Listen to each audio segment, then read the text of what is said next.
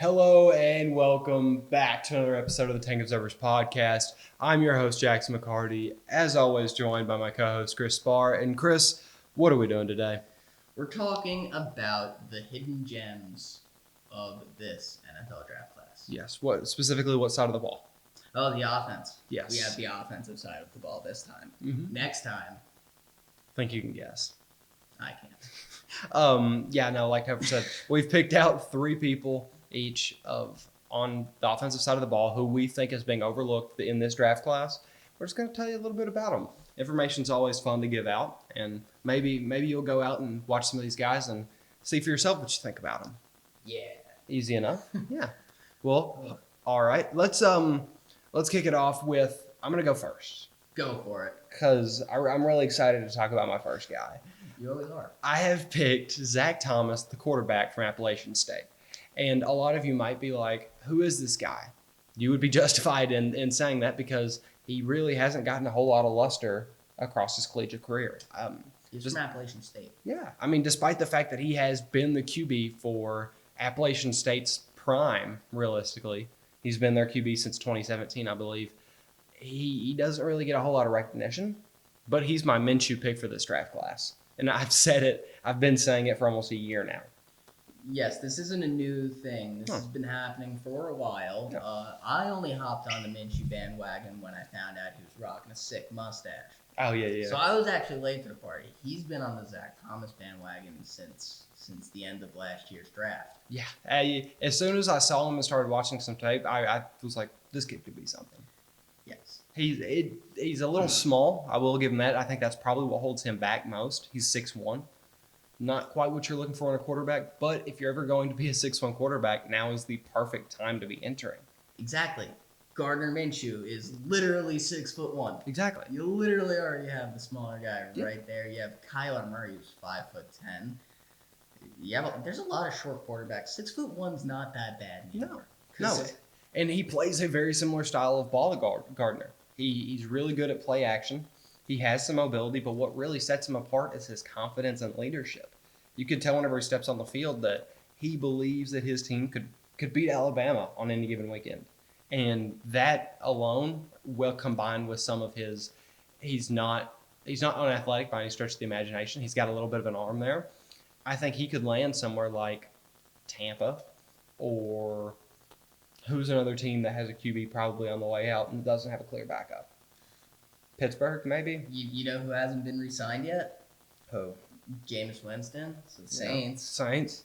You got the Saints there. I wish he could have the year with Drew Brees. So if Drew comes back and Jameis walks, I wouldn't be against him drafting Zach Thomas.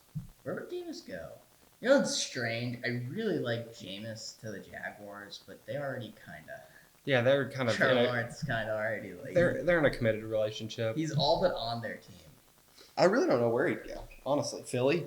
No idea. Yeah, Philly. Philly would actually be pretty interesting. I could see Philly doing it. Give Jalen a run for his money. Yeah, just give him a 1-year, $7-8 million contract. Be like, duke it out with this kid. Let's see who wins. Yeah, let's see just how much you have left. Yeah, I really don't know how we got on Jameis Winston there, but my first one is Zach Thomas from Appalachian State. Topher, who is your first guy? It's Big Brady White out of White. Memphis. You know, I don't so much mind the age, and I'll tell you why. Mm-hmm. He's still younger than Aaron Rodgers was when he started his first game, and he's still younger than Kurt Warner was when he started his first game. Yeah. They're both all-time greats. Yes. Now that we're getting past those guys, he's not an all-time great yet by any means. Mm-hmm. He's got that generic QB build though, which I love. I like the size of quarterbacks. I love when people come in and they're like just a generic size. You know, he's 6'3", 215. Yeah. And while he doesn't have really athleticism by any stretch of the imagination, he's gonna sit in the pocket. He knows what's going on. He knows when the pocket's collapsing. Mm-hmm. He uses what little running ability he has to get out of there, and he can make the throw on the run. He is so generic, and that's why he's my pick. I mean, when you're coming out at 25, it's oftentimes what you see is what you get. That's why in the NBA draft, they hesitate to draft 22-year-olds because there's not much development Yeah. left there. Not a lot. Not When a lot you're of coming shape. out of school at that age, oftentimes you're getting what you're getting, and that's just how it is. Right. For him, I like what I see. So while he has potential, he also has experience to back up what he's already putting out. Because he's coming out, and he's so low on boards because he's looking like a finished product. I think that there's a lot more left to work with. So I think he's definitely worth taking just at all, because right now, the way that he's put up on boards, he's barely getting drafted. Yeah, if he even gets drafted, like Exactly. But- I'm here for it, though. I am so on the Brady White train. As long as he can grow that mustache again, because he had a sick mustache. you and mustaches. Listen, it's a great look. Brady White, whenever I watched his tape, the most inspiring thing that I saw from him was his improvement in his pocket footwork. In 2018, when he first got to Memphis, if you would have said he'd never played the QB position, I would have believed you, because he didn't know how to move around in the pocket, and that does sound like it does. But like by the end of 2020, you could tell that he had spent a lot of time on that, and he had a lot more awareness to incoming rushers, and looked way sharper in the pocket, even though he's not particularly mobile. So if he can improve stuff like that, which is mechanics and fundamentals and stuff that more or less comes naturally, if he can show the ability to improve like that, who's to say he can't come out and keep developing as 25 years old? I like him to go to a team that has a bit of an established quarterback that's got like 2 or 3 years left. Okay. Say Deshaun Watson, or not Deshaun Watson. Say the Panthers don't land Deshaun. Okay. In a world where Teddy Bridgewater still has 2 years left on his contract, and Will Greer hasn't exactly done much. Yeah, no. Greer hasn't exactly shown. If they're trying to get Deshaun Watson, clearly Greer's on his way out. Or if Atlanta passes up on one of their quarterbacks. Exactly. Say Atlanta, who's 3 years left. 4. Matt Ryan? Yeah. He's got 3 on the contract, and they pick 4th. So you have 3 years left on that contract. You got 2 years left in Teddy. I say, if I were either of those teams, pass on a quarterback in the first. Take Brady White late. Yeah, take a shot. And throw him in the practice squad. Even Stafford. Do something with him. You could consider Stafford in LA, too. I think that he's already better than Walford. Yeah, probably, but just the devil you know rather than the devil you don't might see him on the practice squad for a year. And I'm okay with that. I would love to see I want to see him on a team where he at least has a shot. Yeah, it'd be really nice to see Brady White get a fair shake and represent those Memphis boys. Funnily enough, that my prospect 2 of the Hidden Gems is also a player of Memphis. He's a running back / wide receiver named Kenneth Gainwell. Memphis has become almost a factory of running backs lately. They've got Pollard, they've got Gibson, and now they'll have Gainwell entering. Gainwell is the reason Gibson was a primary receiver in college in 2019, because while Antonio Gibson was running a lot of slot duty, Kenneth Gainwell had 2,000 yards from the line of scrimmage. He had 600 receiving yards and 1,400 on the ground.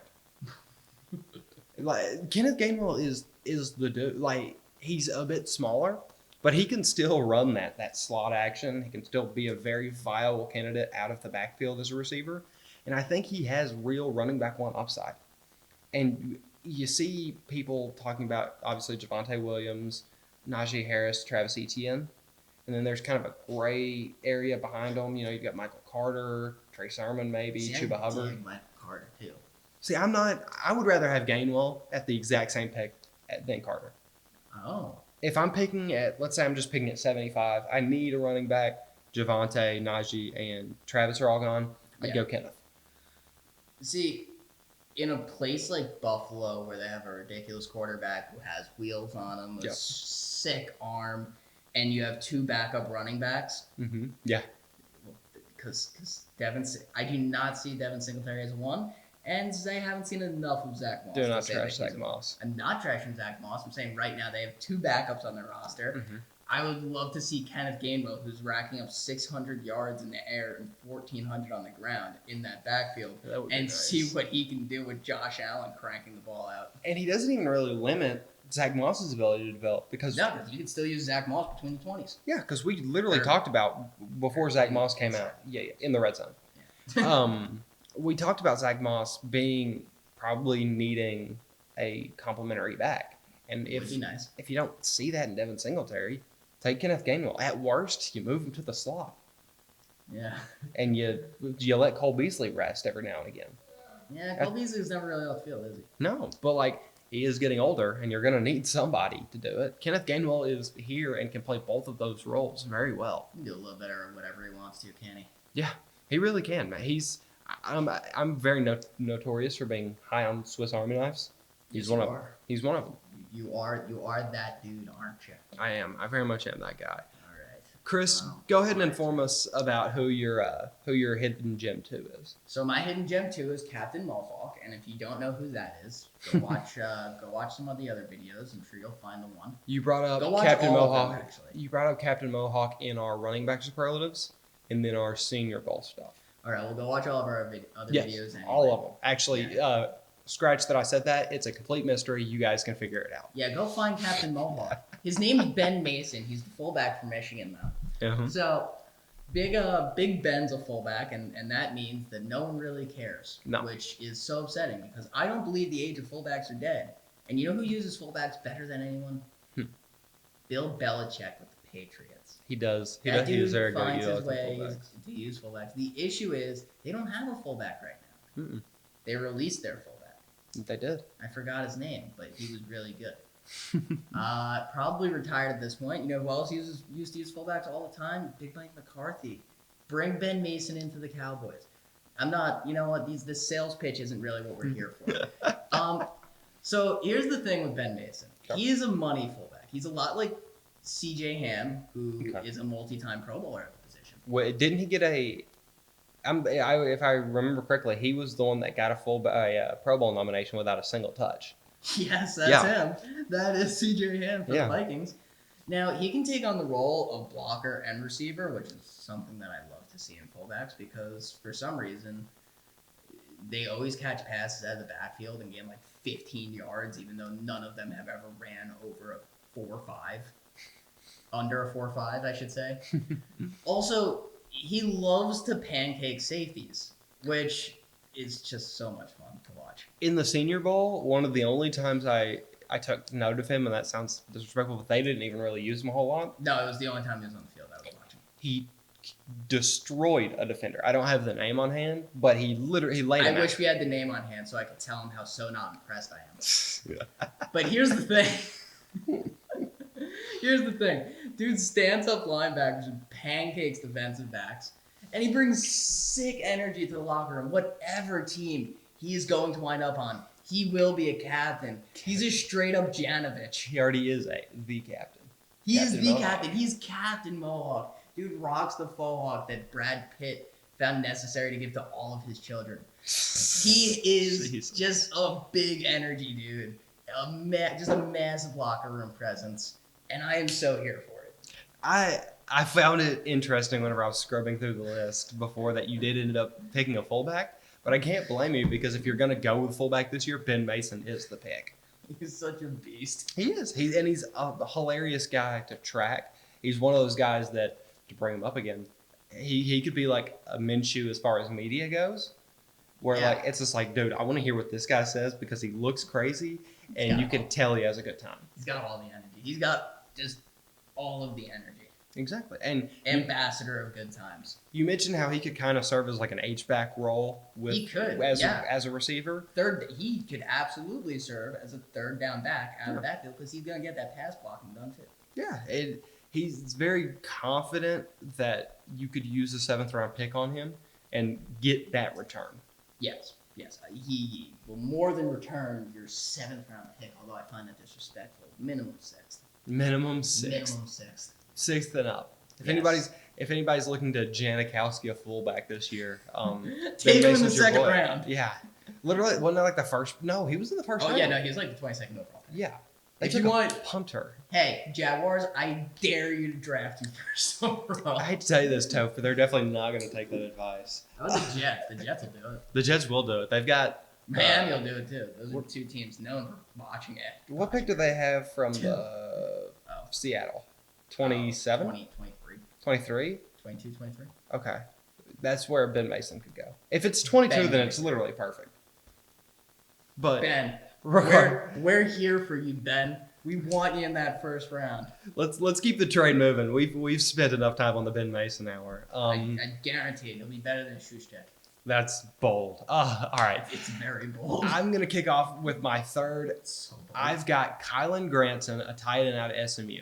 Another one of my guys that I don't feel like a lot of you will know because I didn't personally know him until about 3 weeks ago. And I've watched SMU football, but I didn't think about who he was. And then I watched him like, oh, okay, he was the guy getting the 7-8 yard chunks that you don't think about. And players that you don't have to think about is not a bad thing. Because Not by any means. no, Kylan Granson comes off the line well, is a solid blocker, is like a consistent receiver. He produces. He's not athletically great. He's not super fast. He doesn't have the size. But he can be, at worst, somebody who can come in and be a blocker and serve some time on limited snaps. And at best, he can be a very, very solid tight end too. For somebody who uses two tight end sets, Granson's a guy to watch. I wouldn't mind seeing him on the 49ers. But another thing, you think of those guys that come in and you don't really think about it. You got your Nick Boyles. You have, frankly, what Goddard was for Ertz before he, frankly, started to just outplay him. Yeah. And you get guys like that, just so important. Irv Smith kind of served that role this season. I'd really like to see him do like anything else. Like maybe, earn that whole second round pick. But I think that Kyle Granson definitely would serve well on the 49ers, being the two guy to George Kittle. And frankly, I think George Kittle's injury was a freak thing, and I don't think he's going to turn into an injury-prone player like everyone is like, oh no, they need to start looking at backup options or like a Goddard for him. No, just give him a backup in case he has to take a game off because he freaking loves taking hits. Kittle was also better than Ertz ever was. Like, let's Goddard?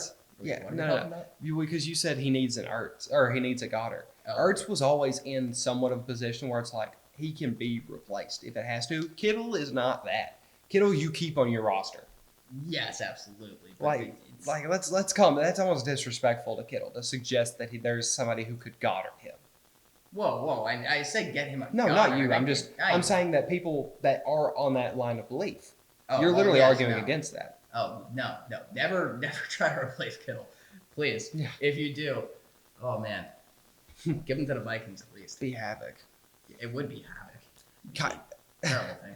But no, Kylan Granson is somebody I would definitely be watching for in day 3. So I could see him as like a 5th round prospect that somebody's like, you know what, we have a lack here. Chicago loves drafting tight ends. Oh, Chicago loves drafting tight ends and signing them to deals that are too big. If they need a tight end 6 behind Graham, Kmet, and all the rest of the boys, Granson will most likely be there in the 5th and is a solid pair of hands that I think could outplay Tommy Trimble and Hunter Long.